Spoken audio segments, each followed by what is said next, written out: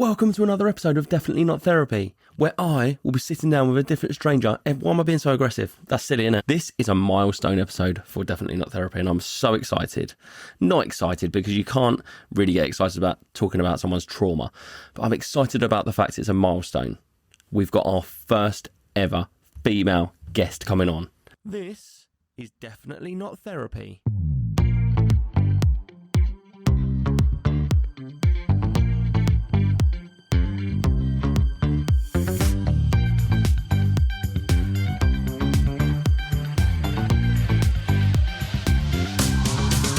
Definitely Not Therapy.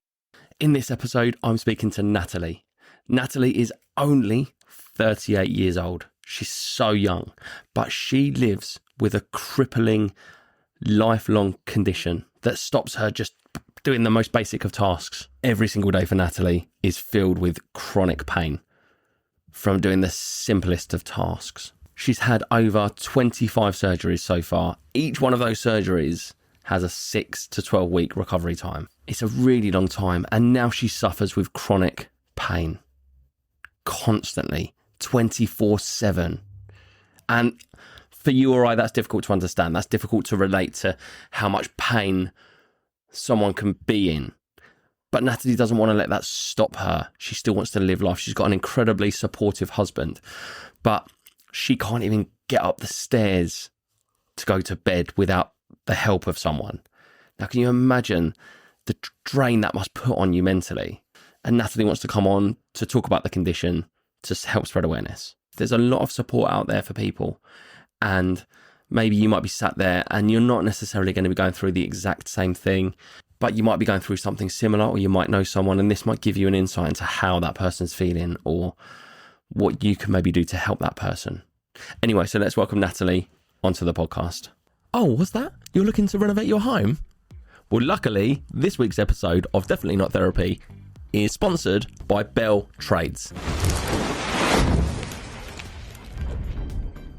Need a new kitchen? Or do you need a new bathroom? Bell Trades is the place to go. They're the people to use. They're trusted. They're fully insured. They cover Kent and South East London. Why don't you go and check them out on Instagram? It's at Bell__trades. Or go to the website www.belltrades.co.uk. Quality kitchens, quality bathrooms, quality home renovations. Their mission is to turn your house into a home that you're proud of. And as Bell Trades would say, because home isn't just where you live, it's how you live. And if it is just a niggle at the moment, in the back of your mind, you think, oh, I would like a new kitchen. Dan, now you've said that, oh, I would like a new bathroom that would become the centerpiece of our beautiful home. Contact Bell Trades. They'll come out, they'll give you a quote. What have you got to lose? But thank you, Bell Trades, for sponsoring Definitely Not Therapy. Hi, Natalie. How are you? I'm not bad, thank you.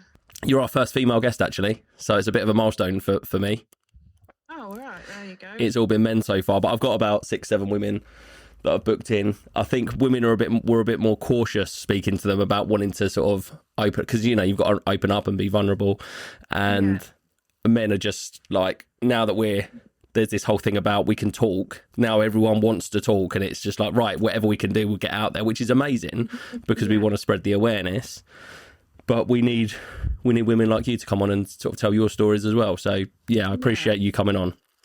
It needs to be not embarrassing. That's the thing. It needs to be a subject that's not embarrassing. It should be able to talk about. This is it. Well, I think this is this for all topics. I mean, obviously, my sort of the main thing for me is mental health, and especially men's mental health, because it's something that we don't talk. We don't talk about it, and we bottle things up, and then, you know, for the most part, we implode because all that pressure and all that stress has got to go somewhere. And then, you know, bad things happen. You take it out on your family, you take it out on your friends, you take it out on your job, and it's just... Push people away. Yeah, you do. And then you end up becoming even more isolated. Sorry? Yeah, exactly. You do become isolated, and it's terrifying. It is terrifying. I mean, if I didn't have my husband, I don't know where I'd be, because he does keep me going. Yeah. I mean, my kids do as well. But ultimately, my husband is my angel. He does keep me going.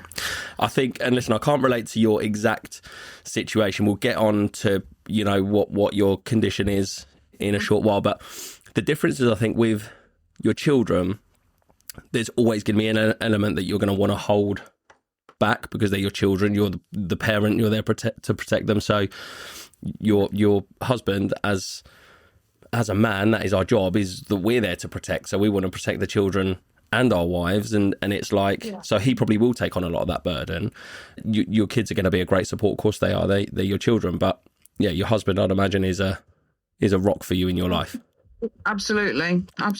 I would be lost without him. Like today, I wouldn't have come on like now if it weren't for him, because I was just freaking out. I was like, whoa, what's going on? Well, slow down. I mean, I can cut this out if you want me to, but it may be that you don't mind me sharing this now that you've brought it up. But you actually messaged me about an hour ago to say, I'm not doing it, I can't do it. And I was like, okay, no, that's fine, that you've got to be comfortable and ready. And then you messaged back 5 minutes later saying, or maybe 20 minutes later saying, no, okay, I can do this. My hubby's here, he's sat with me, and he's pushed me to do it because it needs to be talked about. Yeah. Which is incredible. And that's fine. It's incredible that he's done that as well. Thank you as well. So look, before I sort of officially start recording, I just wanted to check, one, that you're okay for us to record, and also if you've got any questions before we sort of jump into it properly.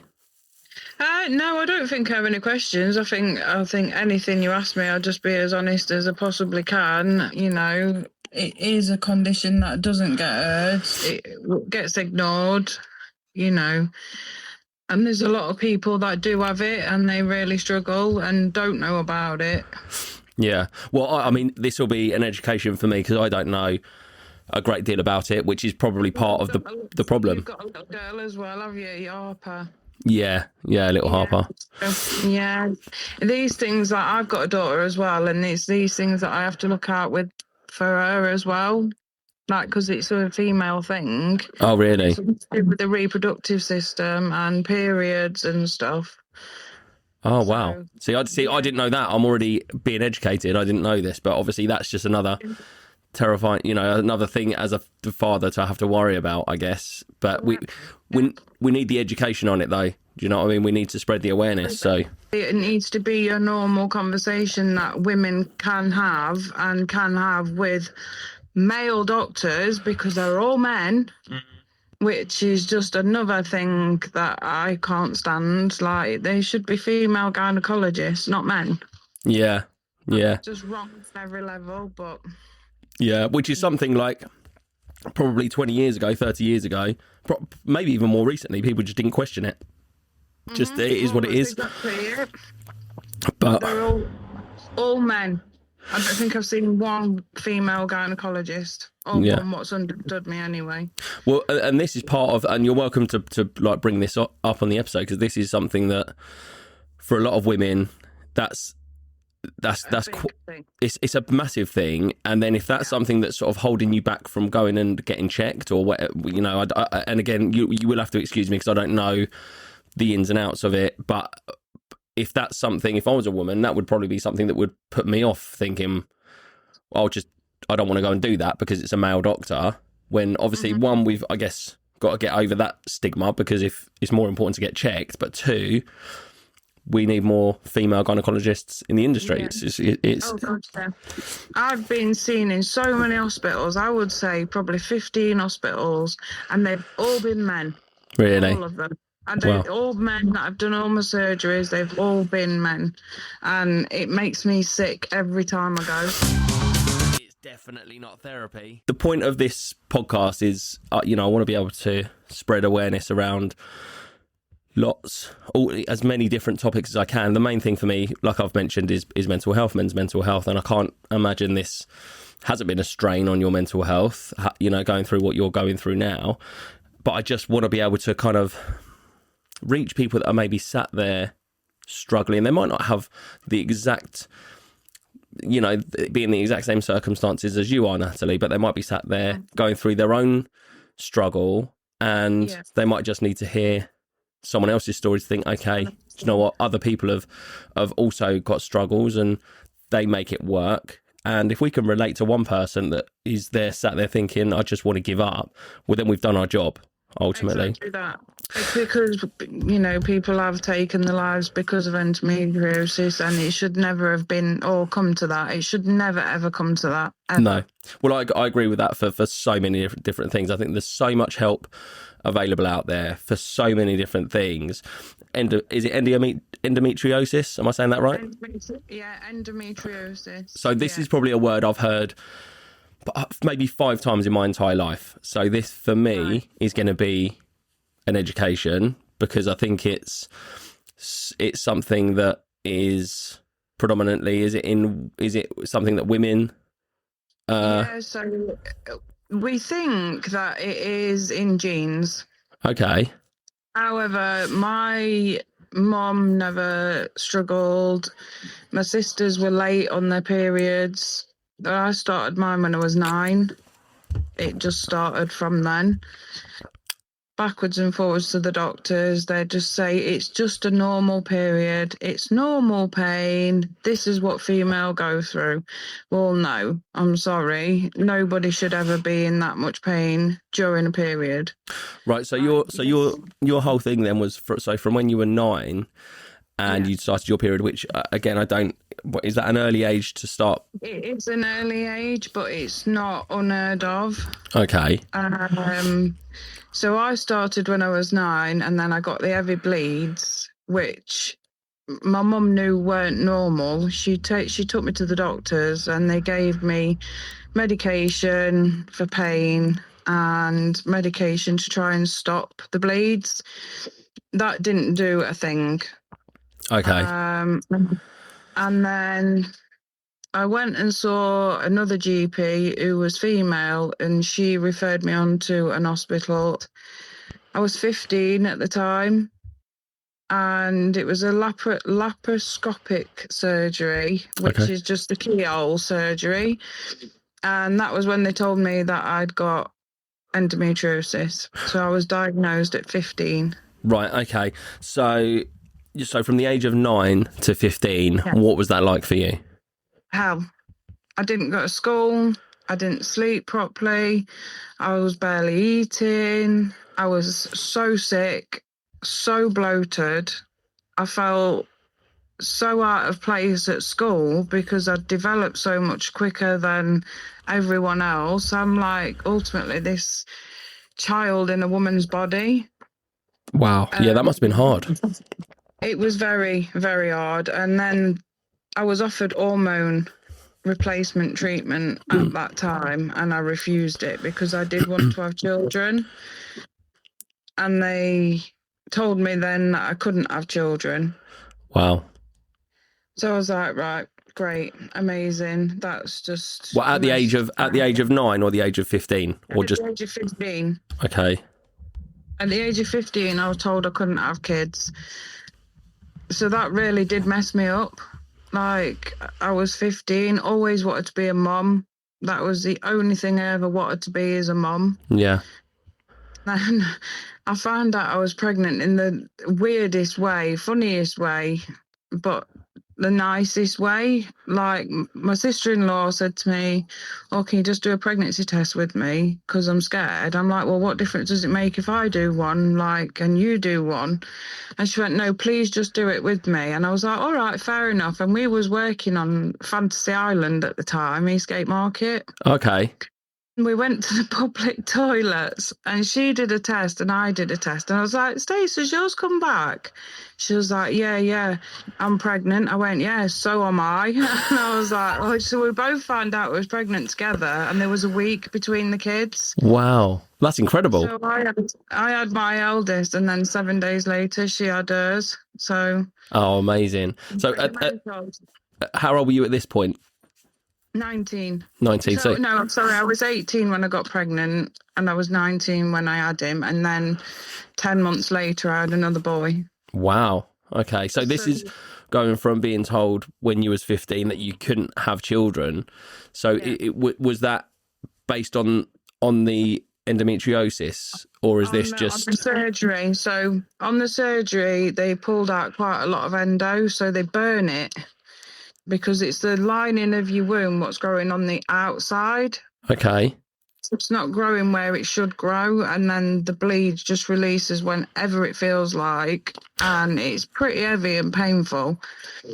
So because of that, it's hard to get pregnant. Right. Okay. Fair enough. And it does stop a lot of people stops people having babies. But I was extremely lucky. I got 2 babies, and I had loads of surgeries in between that, between having my daughter. I had 1 surgery, and honest to God, I've never heard anything like it in my whole life. I think I was 21. I had a surgery. I was in so much pain. I literally thought I was dying. Wow. I got to the hospital. They gave me all these drugs, morphine, Oxycontin, and all them sort of drugs. They opened me up and said that I'd got what was called a dermoid cyst. Okay. And it was 18 centimetres by 15 centimetres.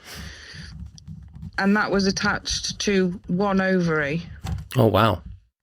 So they removed that, but the only thing is with that cyst, it has hair, teeth, and bone in it. So when they removed it, it was full of hair, bones, and teeth. My goodness. It's honestly the grimmest thing you will ever see in your life. If you Googled it, it is horrendous to see. And they asked me if I wanted to keep it. I was like, why on earth would I want to keep something that has caused me so much pain? What a strange question. I guess maybe they have to ask. I wonder if there's anyone out there that has kept it. Honestly, they'd be weird if they did. I'm not going to lie, because that is an horrific thing to keep. Yeah, I wouldn't want to go around someone's house and see that up on the wall. Do you know what I mean? They framed that. Just sitting there in a little tub, like all these things lined up, but they've removed. Oh my goodness.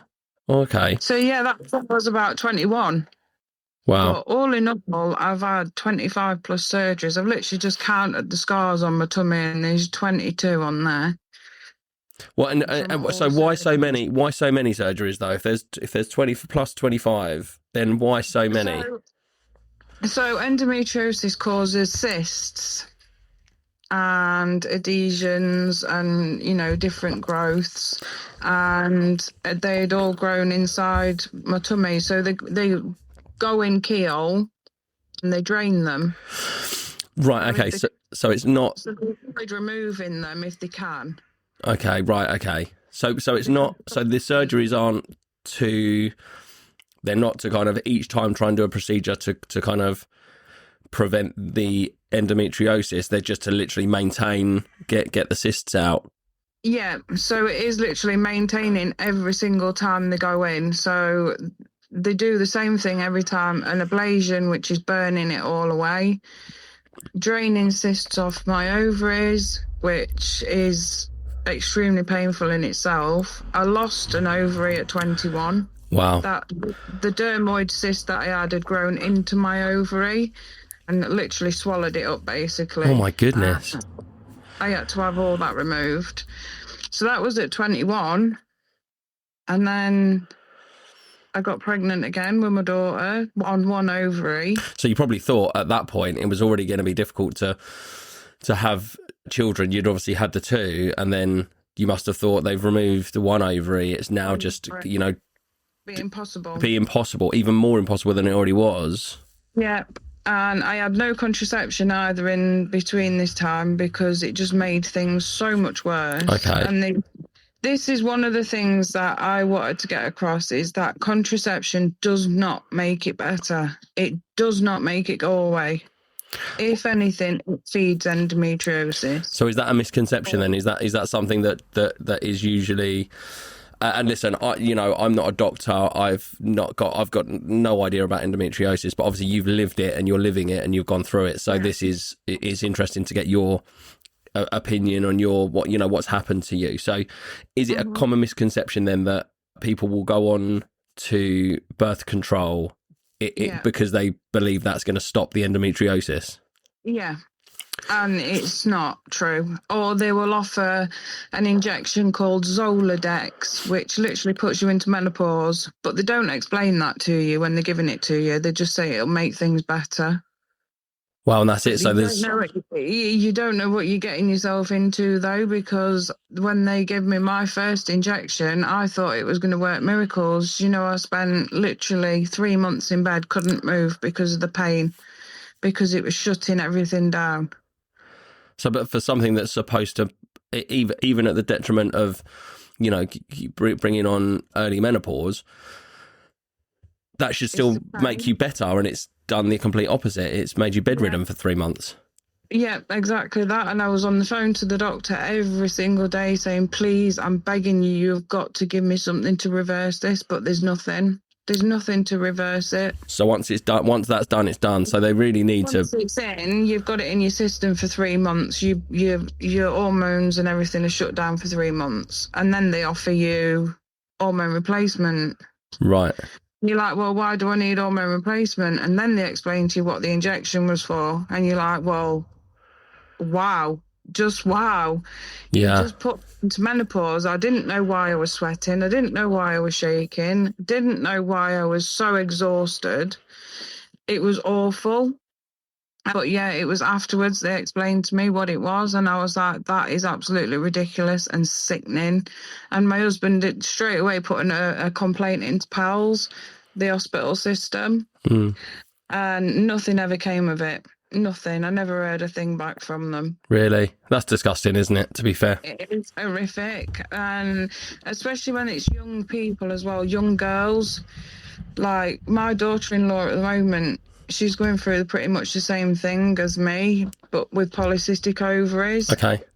So it's kind of the same, but the cysts are growing on the ovaries. I had that too, but I don't have any ovaries now. They've all gone. I've had a full hysterectomy now. Right, okay. So you've had 3 children, is that right? 4. 4 children. I've got 4 living, 1 passed. I'm sorry to hear that. My daughter nearly passed away because of endo. She was practically died inside me. Wow. Because endo had grown all over the placenta. Yeah. And basically shut the placenta down. Okay. So the day she was born, my placenta literally ruptured and bled it, and I nearly bled out. Well, and that's so it's basically an emergency C-section, or yeah.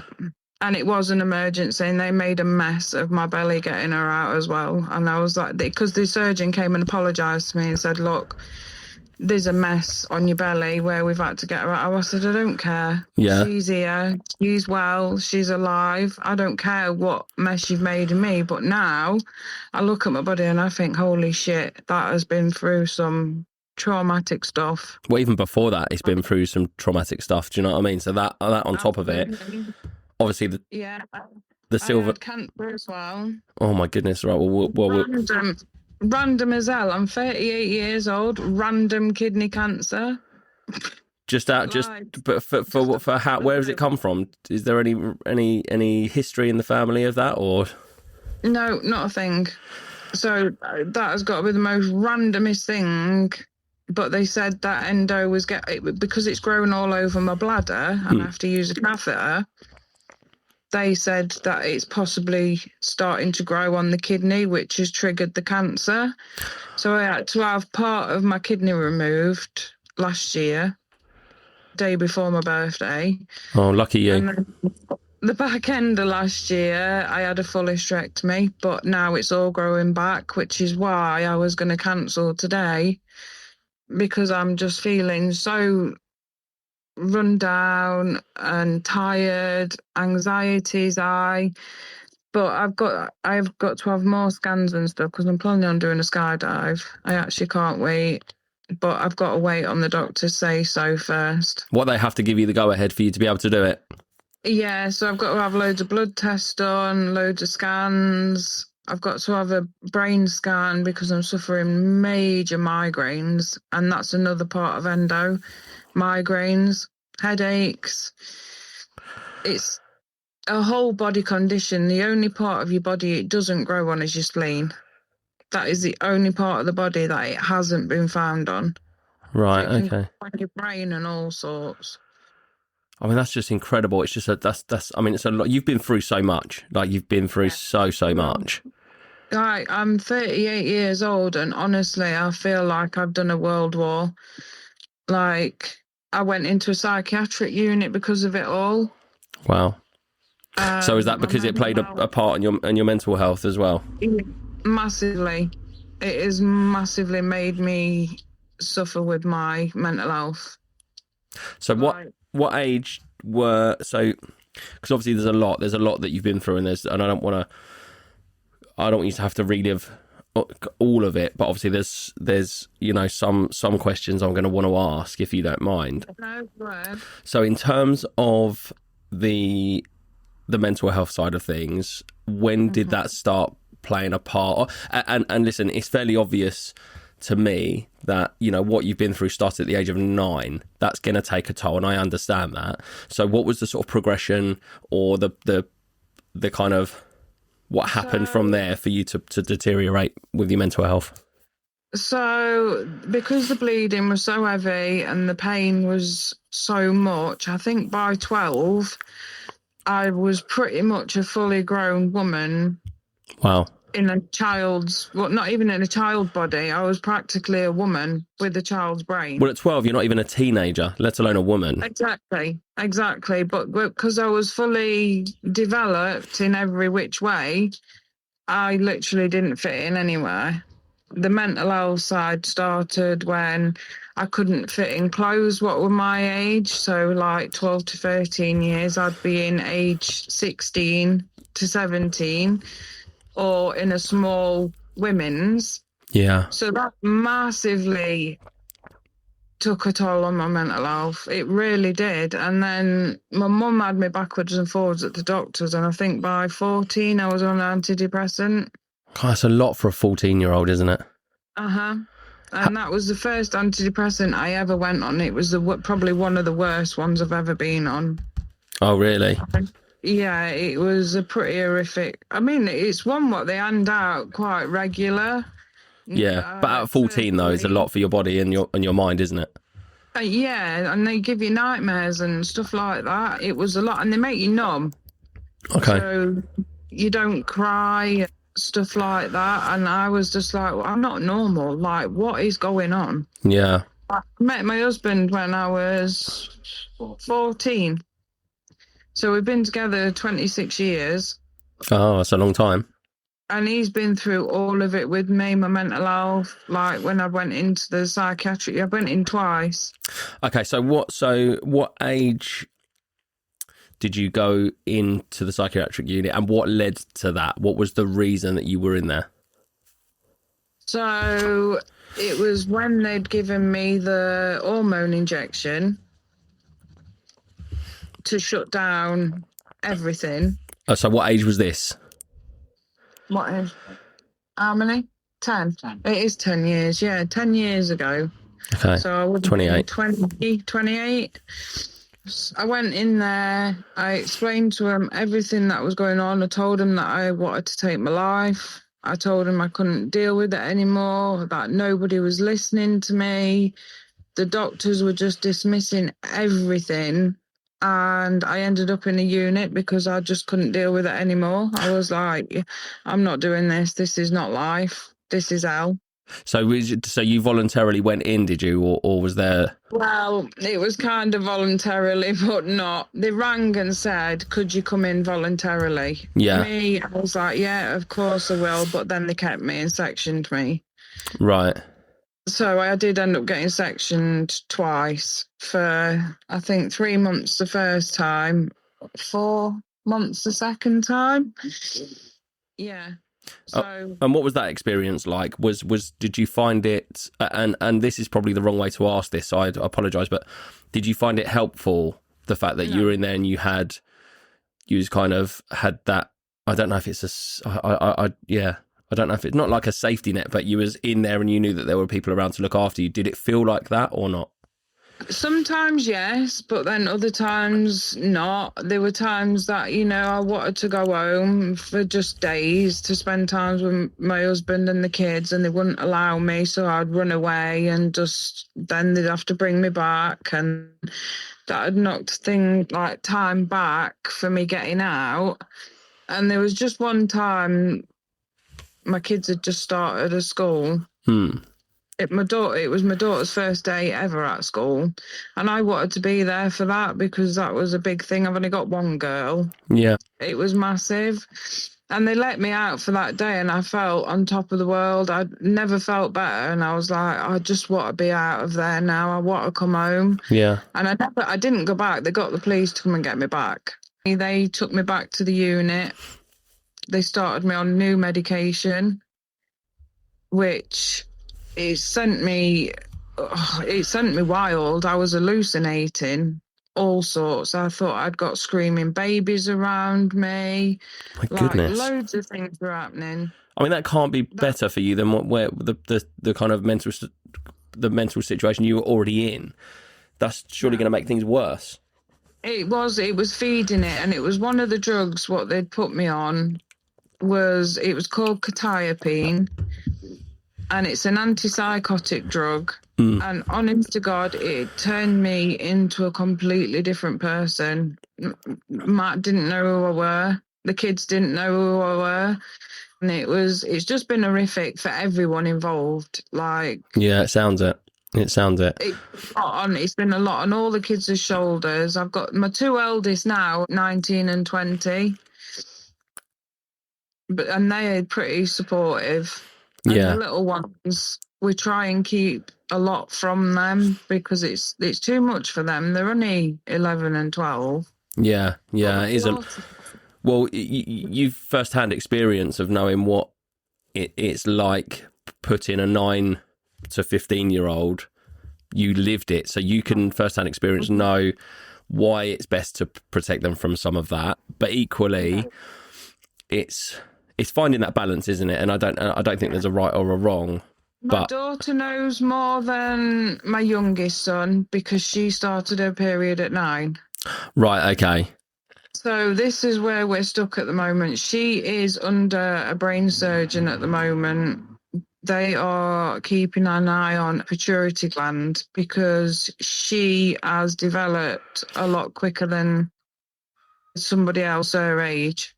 She's not been in school for the last 3 years because she's been pretty much a woman in a primary school. So she's going through the exact same thing you went through. Pretty much, yeah, but it's trying to get the doctors to actually listen to me and just say, look, is it worth doing that scan? Is it worth just having a look at this? Can you just try for her? I've been failed. Don't fail her as well. But I'll be her voice, and I will make sure she's seen right. Yeah, well, that's good. Well, you've got the experience to know and to spot the signs, and you obviously don't want her to go through what you went through. Absolutely not. I mean, it's been difficult for her. Don't get me wrong. She's been away from her friends for 3 years. She doesn't go out. Her anxiety's through the roof, but she's, I think, going through the same as what I did her age, where she stands out like a sore thumb, if that makes sense. You just don't want to be in that position when you look so different to everyone else your age. Yeah, it's a tough age anyway. It's a tough age without all of that because you're learning about yourself, and it's and especially in this day and age, it's very different. I mean, I'm a bit older. I'm in my 40s, but life was just very, very different back then. Yeah. But obviously, Very much so. But do you know what? In all honesty, I don't think we're any further forward with endometriosis and it being diagnosed. It takes, approximately 8 years, sometimes 11 years to diagnose somebody. In that time, you've been through hell and back. You've wanted to take your life. You self-harmed. All of them things. So why does it take so long to get diagnosed? Because the only way of diagnosing it is to do a laparoscopic surgery. Okay. And they don't want to do that if there's a chance that it's not that. Is it quite invasive then? Yeah, so they cut through your tummy muscles. It's 4 or 5 little cuts. So you have one straight through your belly button and then 2 either side. Wow, okay. So, and how old's your daughter right now? How old? How old is your daughter that's going through, well, She's 12 just now. 12? Yeah, she turns 13 in September. But she's been going through this since she was 9. It's just it seems like a replica of what you went through. Exactly. And they're giving her all the drugs as well that they gave me, like the stuff to stop the periods, the painkillers. And she's like, Mum, I really don't want to take them. I'm like, look, honey, if you can cope with it and you feel all right and you can just get away with paracetamol, then please do, because that's another thing. It causes addiction. Yeah, Massive of course. addiction because of the drugs they give you. So, but what you're saying there is we're 20 years on from when you experienced this, but longer, actually, probably longer. And it's exactly the same. They're doing the same. There's nothing new. Nothing new has changed. And is that because we're not having the conversation? Is that because not? Because I didn't know what. Because it's not heard enough. It's not spoke about enough. Yeah, because I didn't know what it was. Hand on heart, did not know what it was, and that's I feel very naive saying that, because obviously then there's people like yourself that go, and I think it's very easy when you aren't suffering with something like endometriosis or something similar, and you just, it's not around you, it's not in your world. It's very difficult for you to be naive and to kind of not to play a part in your life. But when you get to hear stories like yours, where actually, do you know what, it's affected not only you but your entire family. Absolutely. We should speak about it more. Oh God, yeah, it should be spoke about more. And you know what? And it's like I said to my husband, if I have to jump out of a plane just for endometriosis to be heard one time, for it to save one woman or one girl, one teenager, that's me. That's my job done. Yeah. And that's what ultimately I wanted from this. If endometriosis is heard and it's looked up, that's job well done, I think. I agree. I think if it can help. It's a life condition. I'm not better. I've had a hysterectomy. I'm not better. I'm far from it. Well, this is what I was going to ask. So is it something that once you're diagnosed with endometriosis, is that it forever? You've got it, or is there procedures that can be done? Is there help that So sometimes the ablation surgeries can help. And they will keep things at bay for a while, but ultimately it will come back, and a hysterectomy does not get rid of it. I don't care how many people say it does not get rid of it. If anything, I can feel it coming back tenfold, and I've had an hysterectomy. Wow. And it's been 6 months. 6 months. November last year, I had everything took away. I can feel it coming back already, and I've got nothing there. Wow. To grab, other than my pelvis. My pelvis is there, my bowel. We think it's already all over my bladder because I have to use a catheter. Again, that's another thing. Catheterization is a big thing with endo. It's just a never-ending cycle of shit. Yeah, if it does, it really does sound like it. Yeah. So and I appreciate now you've got your husband. Did you say his name was Matt? Yeah. So now you've got a support network. You've got Matt. But when you were 9, to say in the age of 9 to 15, when you was going through this, what kind of support network did you have? Because for me, when I was that age, it was my friends. Your parents. Back when I was that sort of age, you didn't talk to your parents about anything. Exactly. And you're very naive, but you had to grow up very quickly. So did you have any friends around you? Did you have any support network? Friends. I spoke to my friends more than I spoke to my mum, but my mum was in a domestic violence relationship, and she was getting levered from one day to the next, like every single day. My goodness. So it was just hard for me to sit down and talk to my mum, but we got that as well. We had that treatment from him, me and my sister. My goodness. I didn't have no support, not really, not from my family anyway, until I turned 14 and I got with Matt. that's when my support really started. I had his mum, his dad, his sisters. I kind of had a whole village turn up when I got with Matt. Well, that's incredible, though. Yeah. It's definitely not therapy. Hello. Hello. I do apologise. My phone overheated and it said I couldn't use it. Good old iPhone, eh? Good old iPhones. They do that a lot. It's a nightmare. Thanks for rejoining, though. I thought we'd lost you. On that. No. Yeah, so you was at the point you were saying about the domestic violence when you were kids, and then you met Matt. Yeah, so I got with Matt and I'd literally, like I said, find a village. I've got an old village there backing me, go to the doctors, pushing me to go back to the doctors. And that's exactly what we've done all these years. They've pushed me to go to the doctors. Mum's not really interested, in fairness. She couldn't give a shit. Oh, really? That's sad to hear. She's all about my youngest sister and, her kids. And she's never really been, I wouldn't say a loving mother, but she's never really been present, if that makes sense. She's never been to visit me in any times that I've been in hospital. Oh, really? Put it that way. Never. But it sounds even when we've offered to fetch her, she won't.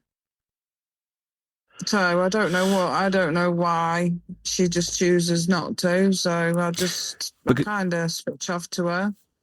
Well, I mean, it gets to a point, I think, where you have to put yourself first. Yeah. But it sounds like from what you were saying earlier, your mum was really sort of championing you in the beginning, taking you to the doctors, doing all that kind of stuff. So do you think something just changed there? She called me. Well, she used to call me an hypochondriac. Well, obviously, because I weren't showing her the blood, I was just explaining to her what the blood was like. But the way I look at it is she was doing my washing. Yeah. So she should have seen what was going on. She should have reached out to me and said, look, I'm here. Like, come to me if you need anything. Like, it was my friends that got me sanitary towels, not my mother. Oh, okay. She did to start with, but they were not the right ones. They were always massive, always just not the right thing at all. Not what we'd buy a child. Yeah. But I guess she was going through the DV as well, and then trying to deal with me going to doctor's hospital and all the rest of it. Well, I was going to. It's not an excuse. No, and listen, I don't want to make an excuse for her, but with DV, there's a lot to we won't go down that path, but there's a lot that she was probably dealing with, and also this for a child to be going through when you're a parent is. Yeah. Like, I would have no idea how to deal with that. And we're talking about an age, 20, 30 years ago where everything wasn't easily accessible on just Google and then you can get help. It was, it was just a different world. So I'm not making excuses, but it must have been hard for her as well. I do think that a lot. I do always think, at the end of the day, it is what it is. We're where we're at now. She just weren't there and present, and that's all. I can't say anything other than that. I mean, when Matt first met her, all he did was call her an unfit mother because he said, how have you ever been there for Nat? And that was on first meeting my mum. Wow. So, that's how not nice or pleasant my mum can be. Yeah. Well, it's nice that you've obviously found your person in Matt, and you immediately, like you say, had a whole village, you had a support network and someone that had your back. I don't know if you'd mind me asking this, but Matt, obviously you've been together a long time now, and he's obviously seen you go through this whole thing. Looking after you, obviously looking after the kids, dealing with going into psychiatric units and seeing the ups and downs, the highs and the lows. What is Matt's mental health like? Does he talk to you? I hope you don't mind me asking this. I know this episode's about you, but he's obviously your rock and your support network. So We do talk, but he also confides in a couple of friends that he's got, you know. But, but he does generally just, he carries a lot. And I know he carries a lot. He doesn't reach out a lot. There's not very many people he trusts since his dad passed away. And he's the only really best friend Matt ever had. Right. Well, I'm sorry to hear that. He's got loads of friends. He does have loads of friends, but yourself, you only have the handful where you really do trust. There's not always many, is there really? No, and this is why I wanted to ask, because obviously it's a lot what you're going through and what you've been through to get to this point. But a lot, unfortunately, I've heard a lot of stories where things have happened, something like you're dealing with endometriosis and the men, not all of them, but I only sometimes get the bad stories, and they've bailed, they've left the situation, they've left the relationship because they don't want to, be that person. They don't want to deal with it. And some people can't, some people don't have the mental capacity to be able to deal with it, or they're not strong enough to deal with it because they might have their own problems. And I think it's very easy to judge. I don't agree with that at all. But, he's stuck by your side, and that must have also taken a toll on him. So it's just checking in and making sure he's got a support network as well. It's massive as well, because it doesn't just affect me. It affects your sex life. Like that just sometimes is non-existent. Like the pain sex can cause is unreal. Especially going from, like, you've been together a long time, so from when you was, teenagers. Yeah, I think that does take its toll sometimes on both of us, because that's just who we are. But it is difficult. It does cause me a lot of pain, and it can have sex one day and I'll be in bed for a week because it's crippled me. Wow. And that's ultimately what we're dealing with at the moment, because everything is starting to grow back. I can feel it growing back. I know it's growing back because it started bleeding. So what do you do in this situation? Because it just feels like you're on a road that just is never going to end for you. It's never going to end. It's never going to end now. I know it's not. Since having the hysterectomy, when they told me this will fix it, I just think everything they tell me now is a load of bullshit. I genuinely do feel that they just feed you now and just, here's the carrot, just keep on chasing it. We know we'll get there eventually. And I think it's all a guessing game. But we did find a good doctor last year who did do the rest of the hysterectomy, because he said to me, keeping the rest what you've got, you can't have babies anyway because you've been sterilised and had a part hysterectomy. So we may as well just get rid of it. But he listened and he said to me, what do you want to happen? And just hearing them words, I burst into tears, because I was like, wow, someone's listening. It's a man and he's listening. He asked me, what do you want me to do? And in that moment, I was just like blown away, and Matt had to speak for me because I was just... Must have been quite overwhelming. It was very overwhelming. I literally cried all the way home. And Matt was like, why are you so upset? And I'm like, it's not because I'm upset. It's happy tears, like relief tears that someone's actually listened and they're going to investigate what I want them to look at. And that's what they did. And they did cut a lot of stuff away. Yeah. They did. They unstuck all my organs because they were all sticking together because of scar tissue. And then here we are now. We're just waiting now. We've got to self-refer back to this doctor in Cambridge and see if I can see him again and just say, look, can we stop this before it starts again? And I know all it's going to be is an ablation. I know that now. But it gives me 6 months where I'm kind of okay. But in that 6 months, there's a 12-week recovery time from having the surgery. So you're losing half of that time already. Exactly. And in that time, I've been in bed. I mean, literally the last 3 months since starting a new medication, I have been out of bed for the first time in 3 months, in 3 years, sorry, over the last 3 months starting this new medication. Oh, wow. Okay. I've been in bed for 3 years because that's what it's done to me.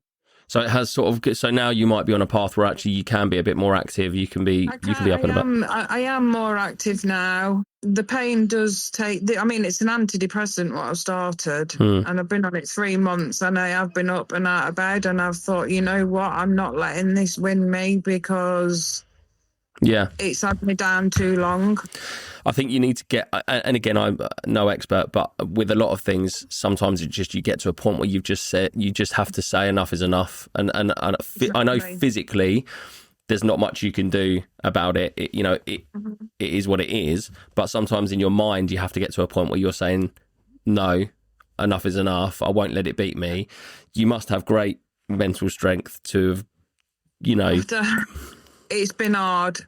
I'm not going to lie. It's been hard. It's been tough. It's been a long road to get into this point.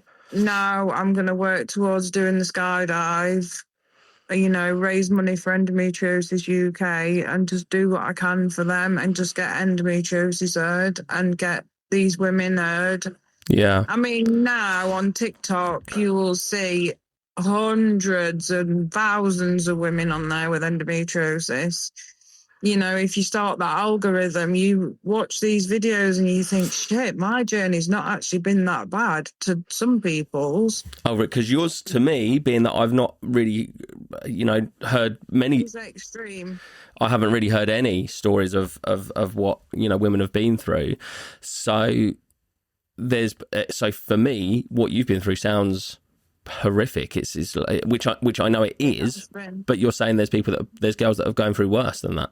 Oh God, yeah. There's people so much worse off because a lot of women do refuse medication, like opiate-based medications, because it does cause addiction. Yeah. Now, if you've got an addictive personality, you're up shit creek without a paddle.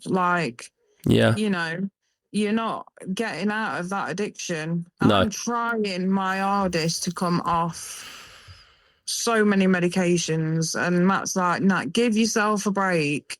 Yeah. Just, pick your battles, come off one thing at a time.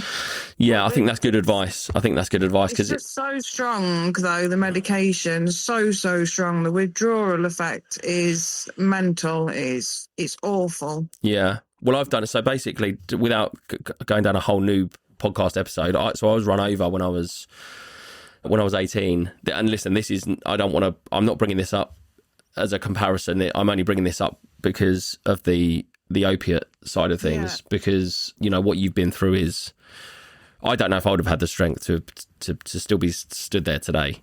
But I think, because of Matt, that's why I'm here. Yeah. Matt and my kids. Yeah. I think, when I was run over, I was only 18. And so I was, I was young, and that was a lot for me to deal with at 18. And that was and it was a lot, I'd sort of died in the ambulance. I'd broken a leg, tibia, fibia, I was shattered ankle, like the whole thing. It was bad. Yeah.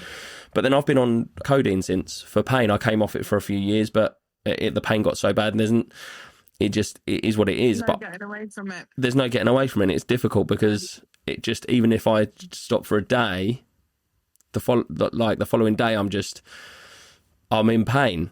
Again, I'm just immediately in pain. So it's so it is tough. So do you wake up feeling drunk on codeine? I do. I feel so drunk in the morning. No, I'm all right. I mean, my dosage is 15. I mean, that's because normally over time, your body kind of gets used to it. I mean, my dosage has never been increased. I just take a fairly small amount, and it's just enough. It's normally through the winter, it's worse because I've got metal in my legs and my ankles. Oh, it's the cold. So the cold, it just gets it's not like a pain, it's an ache. It's a deep ache that you cannot even, you can't describe it unless you've got it. You can't. There's just such a deep ache. But I only take a very, very small dosage. But even with that, your body's used to it. It's so then if I try and stop, which I have done so many times, but I went on a waiting list so many times. with codeine. Yeah, it's. I mean, I went on a waiting list with my previous. I had to change my doctors because they were. I mean, nothing like what you've been through, but they were still horrific. And I sort of. I said, look, I don't want to take the medication. It's always they've tried to up the dosage. Don't want to up the dosage. Try to put me on something different. If they put me on anything lower, then it's basically paracetamol, so it doesn't do anything. Yeah. Higher is then I'm hallucinating. I'm like, I don't want that. I'd rather have the pain than hallucinate because that just makes me sick. And they put me on this thing of, right, we'll get you, I want to come off the pain medication. So they put me on this waiting list. And that was 4 years ago. I've not heard anything. Oh, God. Not heard any, not a call, not a letter. But, well, mind you, saying that, it's been the same for me for the pain clinic. I've been waiting, 2 years? Yeah. Oh, I think that's what it is. The pain clinic. The pain clinic. That rings a bell. Yeah, that's right. So 2 years, I'm supposed to be seen by a specialist anaesthetist doctor because the drugs I'm on at the moment, the doctors can't prescribe anything higher than that. Right. So I'm on morphine, codeine, all of them drugs. And I'm supposed to be seeing an anaesthetist doctor to be put on something higher. And I don't want that. I'm trying to come off stuff, not add to it. I think it's very easy and I'm sure you see these documentaries and it's all about money in the background somewhere, I'm sure, even when it comes to the NHS. This isn't me attacking the NHS just in case they try and sue me, but it's like, it's mainly in America I see that. But it's kind of like, when I hear stories from people, it's always just the first immediate thing is, well, okay, we're on medication. Just put them on medication. Mm-hmm. That's always just trying to put everyone in the country on some kind of pill. And it doesn't always fix it. It doesn't always fix all the problems. No, the drugs don't fix it. And that's what I keep trying to get across to the doctors is that, look, you've got me on these drugs and I'm ultimately taking them because I'm addicted to them. It's not because they're doing anything. Yeah, that's it. It's because I'm addicted to them. I take so much codeine a day, it's unreal. Yeah. Like 60 milligrams 4 times a day. Oh, that's so much more. That's so much more than I take. Yeah. Like the tiredness in itself, that's just mental. Yeah. But I can't think straight either. Like my mind, I feel like I've lost my mind. Yeah. I can't remember stuff, but I think that's all the drugs.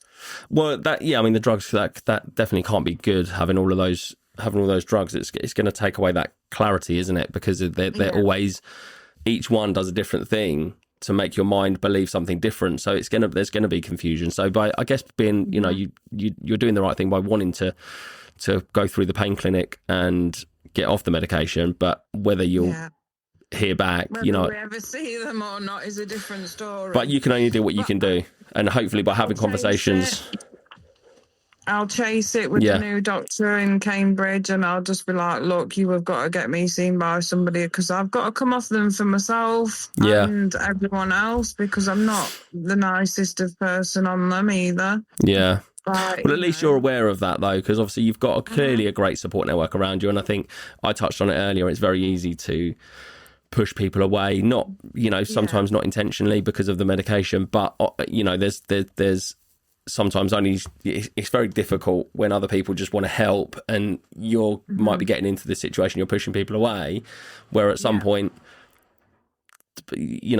I'm not saying you've obviously got a great support network, but I'm talking about for other people. If other people are going through something similar, where they aren't being maybe the best version of themselves and they're not trying to help themselves, and you end up being even more isolated because you're pushing people away, and that's the worst possible thing that can happen. You need to let people in and let people help.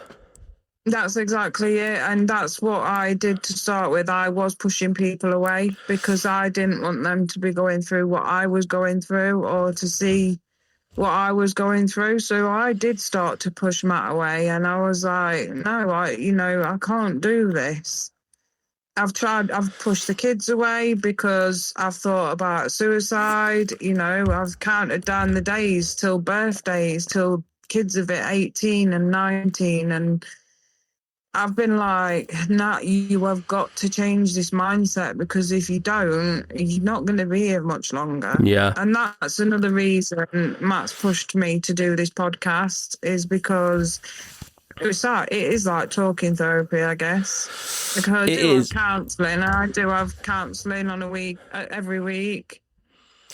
Well, it's funny because I got a couple of messages actually before we jumped on this episode. One of my friends has just caught up with some of the episodes, and he was like, it's really weird because it's called Definitely Not Therapy. But he said, but for me, it was therapy. I was walking along listening to it, and it was like, oh, okay, there's real people out there that just have real struggles, and he said, and also for you, Dan, it is therapy because you're getting stuff off your chest, and you're being able to talk, and I have to let my guard down with these things. I said it on a video I made the other day. I have to let my guard down because if I can't sit here and be vulnerable, then how should I expect other people to? So I get that. It's good. It is good to talk. I think it's good to share our problems and get them out there. Absolutely. I think I mean, just before we wrap up, I just wanted to sort of touch on the skydive. So what's the next step for you then? So you've got something that you want to look forward to, and this is funny because whenever I was younger, all the way growing up, I had a really, really close relationship with my nan. She would always say, her advice was always, Daniel, she'd call me Daniel. She's like, you need something to look forward to. Always have something to look forward to, whether that's a holiday or this or that, whatever it was always make sure you've got something to look forward to. And it was such good, it's always stuck with me now. So you've got this skydive. So what's the next goal? What do you need to do to get to that point? So I've still got to have a few tests. I've got to have, a brain scan, MRIs, a few more blood tests, just to make sure that my kidneys and all of that jazz is working all right. Because obviously jumping out of a plane, that's a lot of pressure. Yep. So I've just got to make sure that everything's good to go, basically, and that I'm fitter, the fittest I can be. Yeah. To be able to do it. Like, if they said to me, look, Nat, we don't advise it, I'll cancel. It won't happen. But I've got a fundraiser going at the moment. I think it's sat at 385, something like that. So just going straight to Endometriosis UK. We're paying for the skydive out of our own pocket. So every bit of money what goes into that GoFundMe goes straight to endometriosis. Well, send me the link if you can for that, because I'll put it in the show notes for this episode. When is the date of the skydive? Hopefully August. I've not got a date yet, but hopefully back end of August. Okay. Fingers crossed.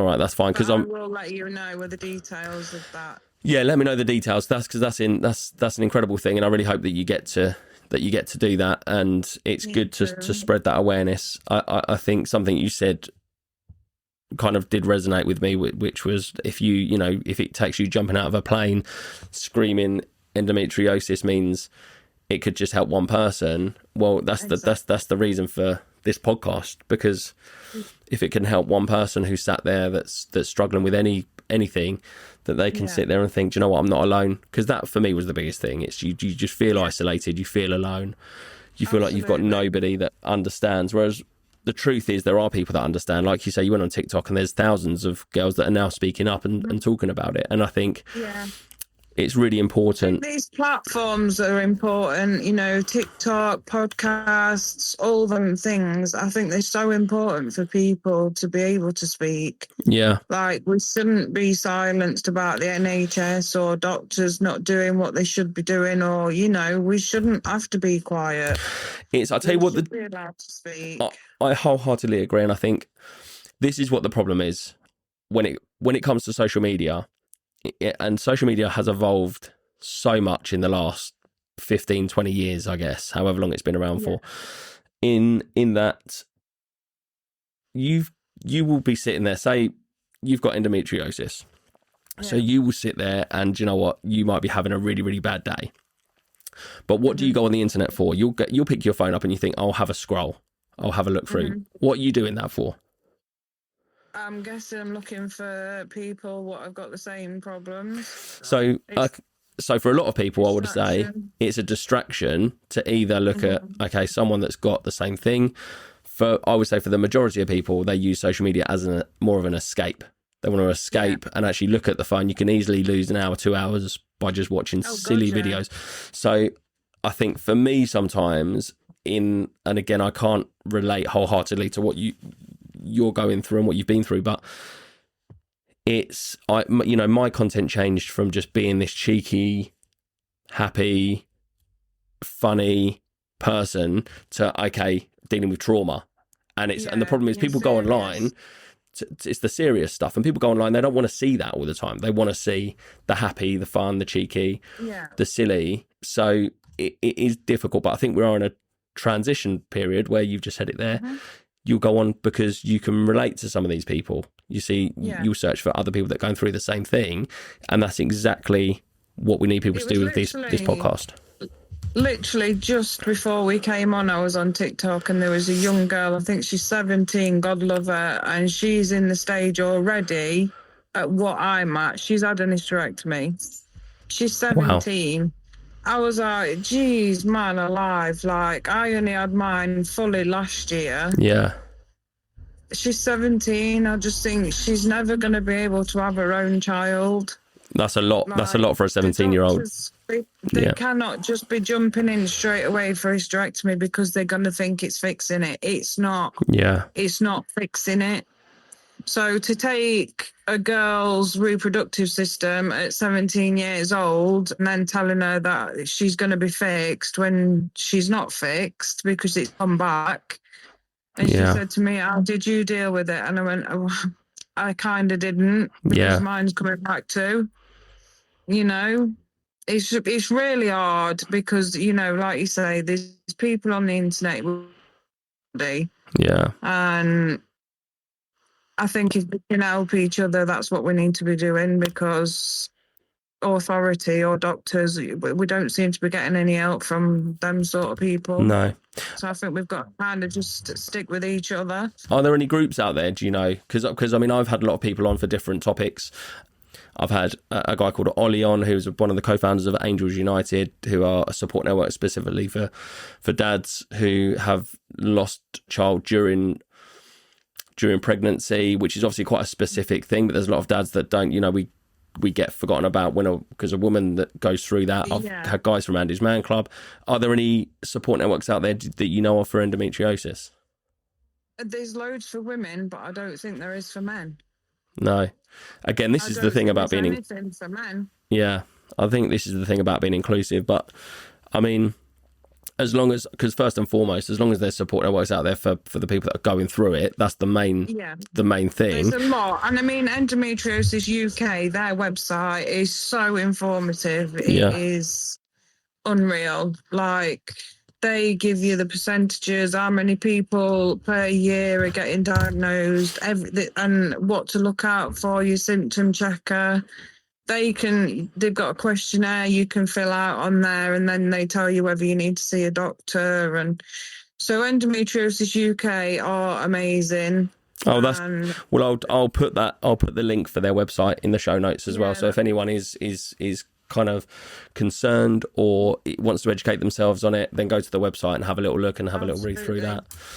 Okay, look, before we wrap up, Natalie, I always like to finish on a bit of a lighter note, because obviously some of the topics we talk about are quite heavy and traumatic, you know, talking about your trauma. So I always like to ask if you could tell me something that maybe, and might be difficult, but something in the last couple of weeks or a couple of months that's either really made you laugh or really made you happy, or if you've got a joke, a go-to joke that you always use.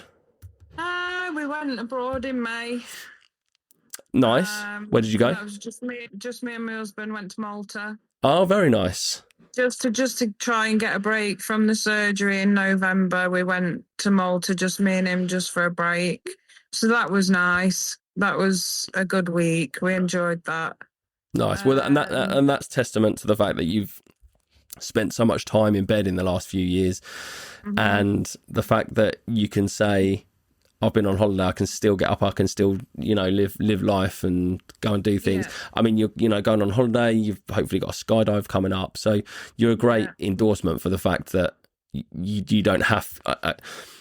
I don't want You to. don't have to be bedbound Yeah, for the whole time. Yes, it does make you bedbound. Yes, it's not a nice, but you can't be bedbound forever. And that's where my headspace is at the moment, because I have been bedbound for 3 years. yeah, So now I am sitting in a space where I'm like, you know what, I can't do this anymore, because if I do, it will kill me. yeah, yeah. So I've just got to keep going. So now my husband's pushing me. You come on, you're going to do the gym.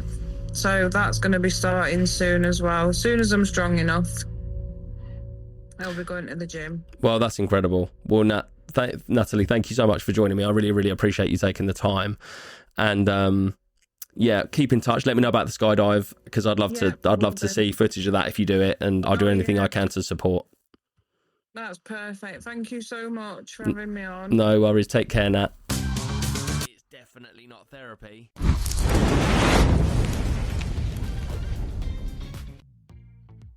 That's it for this episode of Definitely Not Therapy. And if you cried, laughed, smiled, or just felt slightly uncomfortable, then we've done our job. Make sure to follow, subscribe, leave a review if you can, and perhaps share this with someone who feels alone right now, because that might make them just feel less alone. There's someone else going through the same thing as them.